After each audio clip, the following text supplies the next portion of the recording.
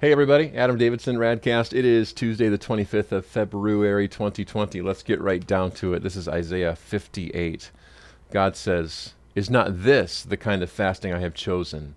To loose the chains of injustice, to untie the cords of the yoke, to set the oppressed free and break every yoke? Is it not to share your food with the hungry and provide the poor wanderer with shelter? When you see the naked, to clothe them, not to turn away from your own flesh and blood?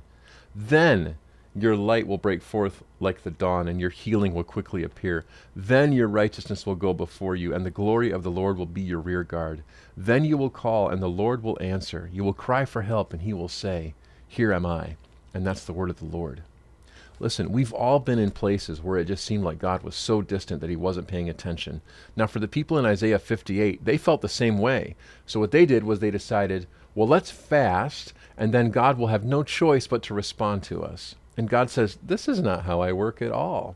Fasting is never, ever, ever about checking a box or just saying that we did something to say we did it. It's not a quid pro quo where we're trying to negotiate with God by being really hard on ourselves.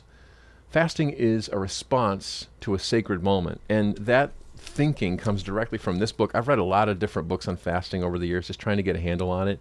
This is one of my favorites. This is by Scott McKnight, titled simply Fasting.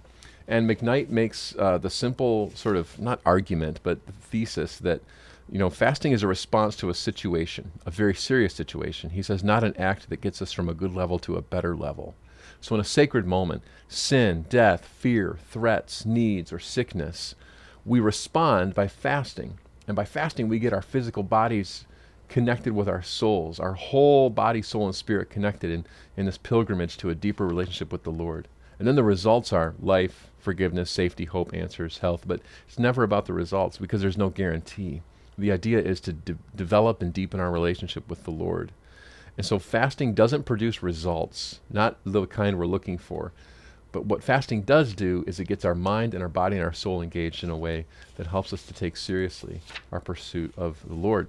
John Calvin said this, quote, "With a full stomach, our mind is not so lifted up to God." So this is about intentionally saying, I'm not going to eat, I'm not going to do X, Y, Z. And in that hunger, that physical hunger, I'm going to use that as a trigger to remind me of how much I need the Lord, and then let him stir as he will. So at your workplaces, at your schools, whatever, you're going to have punchkis today. I hope they taste delicious. But the idea is to eat a bunch of stuff on Fat Tuesday so that when Ash Wednesday hits, which is tomorrow, we can truly step into some kind of fast. I encourage you to try it, research it more. And by the way, I've got strawberry filled and cheese filled, and I really hope that my cheese filled punchkis are not cheddar. That's RadCast.